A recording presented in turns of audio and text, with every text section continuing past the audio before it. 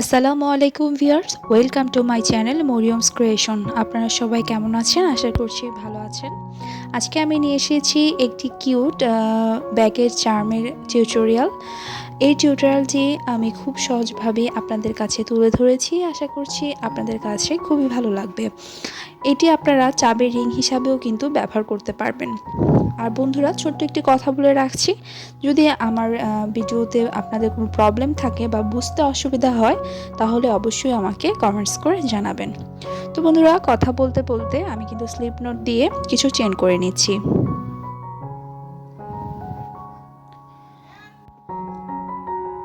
বন্ধুরা, আমি এখানে টোটাল 13টি চেন করে নিয়েছি। এখানে দেখতেই পাচ্ছেন আমি 13টি চেন করে নিয়েছি। এখন আমি একটি চেন স্কিপ করব।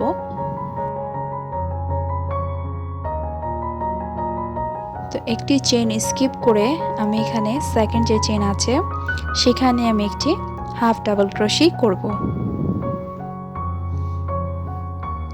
তো এরকম করে আমি নেক্সট যে স্টেজ আছে সেখানে আমি আরেকটি হাফ ডাবল ক্রোশি করব।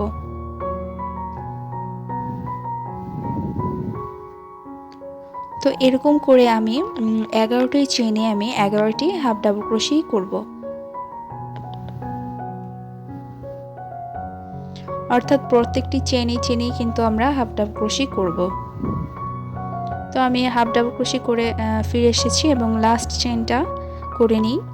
এখন লাস্ট চেনে আমি হাফ ডাবল ক্রোশি করছি এবং এখানে আমি 2টি হাফ ডাবল ক্রোশি করব।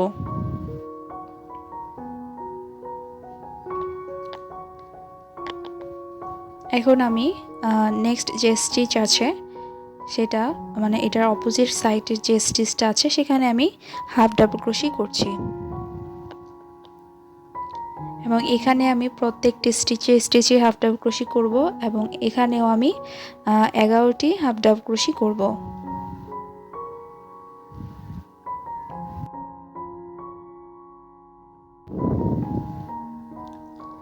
তো এখন বন্ধুরা, এখানে ফার্স্ট যে চেনটা আছে সেখানে আমি একটি স্লিপ স্টিচ দিয়ে দেব।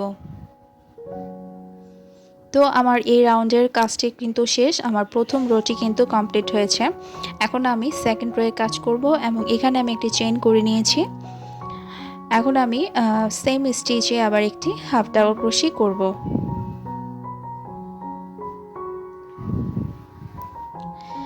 একদম ইজি বন্ধুরা, খুবই সহজ একটি টিউটোরিয়াল। আপনারা দেখলেই বুঝতে পারবেন এই কিউট ব্যাগটি বানানো কিন্তু খুবই সহজ। তো এখন আমি নেক্সট যে স্টিচ আছে স্টিচে হাফ ডাবল ক্রোশি করে নিচ্ছি। তো এখানেও এই সেম কাজ ঘুরিয়ে আমি প্রত্যেকটি স্টিচে হাফ ডাবল ক্রোশি করব। তো এখন বন্ধুরা, আমি কমপ্লিট করে এই রোটা কিন্তু ফিরে এসেছি এবং এখন একটি স্লিপ স্টিচ দিয়ে দিচ্ছি। তো এইখানে কিন্তু আমার সেকেন্ড রোটি কিন্তু কমপ্লিট হয়ে গিয়েছে, দেখতে পারছেন। একদম ইজি বন্ধুরা, শুধু হাফ ডাবল ক্রোশি করে প্রত্যেকটি রোয়েই আমরা কমপ্লিট করব। এখন আমরা থার্ড রোয়ে কাজ করছি, সেম স্টিচে আমি কাজ করছি হাফ ডাবল ক্রোশি দিয়ে এবং একটি চেইন করে আমি সেম স্টিচে হাফ ডাবল ক্রোশি করছি। এখন আমি প্রত্যেকটি চেইনই একটি একটি করে হাফ ডাবল ক্রোশি করব।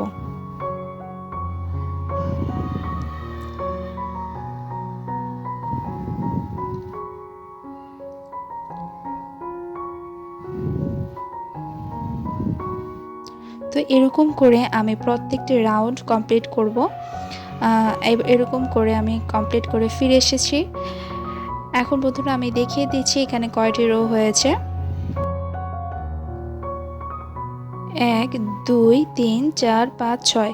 তো বন্ধুরা, এখানে আমার 6টি রো হয়েছে টোটাল।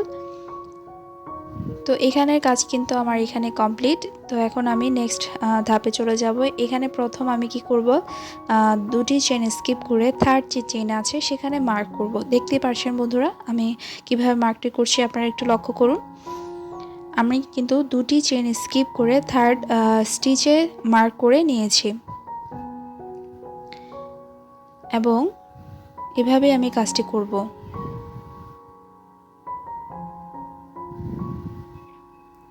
এবং অপোজিট যে সাইড আছে সেম সাইডে আমি মার্ক করব।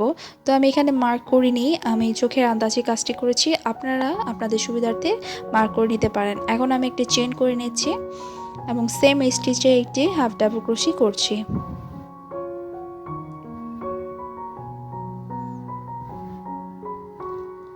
তো এখানে আমি নেক্সট স্টিচে আবার হাফ ডাবল ক্রোশি করছি। তো যতক্ষণ পর্যন্ত আমার মার্ক স্টিচে আমি না আসছি ততক্ষণ পর্যন্তই আমাকে হাফ ডাবল ক্রোশি করতে হবে। এই তো আমি মার্ক স্টিচে চলে এসেছি, এখানে আমি লাস্ট হাফ ডাবল ক্রোশিটি করে নিয়েছি। এখন কি করব, এখানে আমি কিছু চেন করে নিব। তো আমি চেনটি করছি, আপনারা একটু দেখুন। আমি এখানে 5টি চেন করে নিচ্ছি। তো বন্ধুরা আমি এখানে 5টি চেন করে 3টি চেন স্কিপ করে 4th যে চেন আছে সেখানে আমি হাফ ডাবল ক্রোশি করব।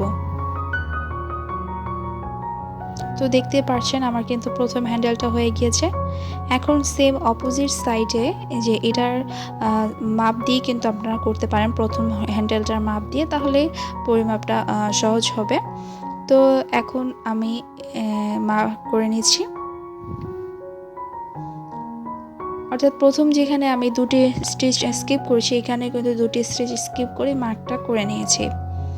তো এখন আমি কাজ করব।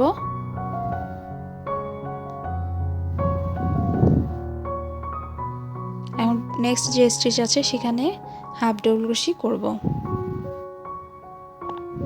এবং প্রত্যেকটি স্টিচে হাফ ডাবল ক্রোশি করব, মার্ক স্টিচে হাফ ডাবল ক্রোশি পর্যন্ত চলে আসবো করে।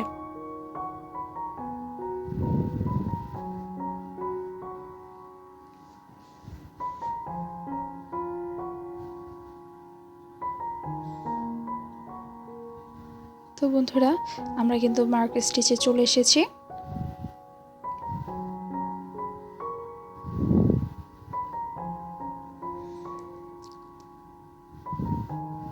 তো এখন আমরা এখানেও সেম 5টি চেন করে নিব, 2 3 4 5। তো আমরা এখানেও 5টি চেন করে নিয়েছি। সেম আবার 3টি চেন স্কিপ করে 4th যে স্টিচ আছে সেখানে আমরা একটি হাফ ডাবল ক্রোশি করে নিচ্ছি।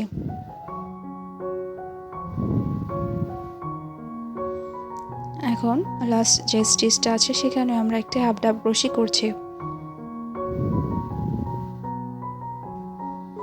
এখন আমরা যেখান থেকে শুরু করেছিলাম কাজটি সেখান থেকে একটি স্লিপ স্টিচ দিয়ে আমরা কাজটি করে নিচ্ছি। এখন আমরা নেক্সট ধাপে চলে যাব। এখন প্রথমে একটি চেন করে আমরা প্রত্যেকটি স্টিচে সিঙ্গেল ক্রোশি করে দিচ্ছি। দেখতেই পাচ্ছেন এই লাইনটি আমরা সিঙ্গেল ক্রোশি দিয়েই শেষ করব। তো প্রত্যেকটা স্টিচে আমরা সিঙ্গেল ক্রোশি ঘুরিয়ে ঘুরিয়ে করে নেব এবং হ্যান্ডেলেও যে চেন করেছি সেই চেনের মধ্যেও আমরা, দেখুন বন্ধুরা একটু লক্ষ্য করুন কীভাবে আমি সিঙ্গেল ক্রোশি করছি, একদম ইজি বন্ধুরা। আমি প্রত্যেকটি স্টিচে সিঙ্গেল ক্রোশি করছি। তো এইভাবে করলে হ্যান্ডেলটা খুবই মজবুত হয় আর দেখতেও খুবই ভালো লাগে। বন্ধুরা আপনারা চাইলে কিন্তু এই প্যাটার্নে বড় ব্যাগও তৈরি করে নিতে পারেন, একদম সহজ প্যাটার্ন। এরকম করে বড় পার্স বা ব্যাগও আপনারা তৈরি করতে পারেন, দেখতে কিন্তু ভালোই লাগবে। তো আমি প্যাটার্নটা ছোট করে দেখিয়েছি, আপনারা চাইলে বড় ছোট করে বানিয়ে নিতে পারবেন। তো দেখতে পাচ্ছেন আমি ঘুরিয়ে ঘুরিয়ে প্রত্যেকটি স্টিচে সিঙ্গেল ক্রোশি করেছি। তো আমার এক পাশ কিন্তু কমপ্লিট হয়ে গেছে। এখন আমি এরকম করে সেমভাবে অপোজিট যে সাইডটা আছে সেটাও কমপ্লিট করব এবং আমি কমপ্লিট করে কিন্তু ফিরে এসেছি। দেখতে পাচ্ছেন আমার কিন্তু ব্যাগটি কমপ্লিট হয়ে গিয়েছে, কতটা কিউট লাগছে।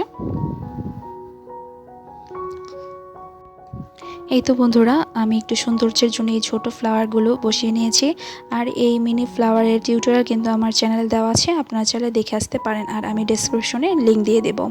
তো বন্ধুরা আশা করছি এই টিউটোরিয়ালটি আপনাদের কাছে খুবই ভালো লেগেছে। ভালো লাগলে আমার চ্যানেলটি অবশ্যই সাবস্ক্রাইব করবেন। আজ এই পর্যন্ত, আল্লাহ হাফেজ।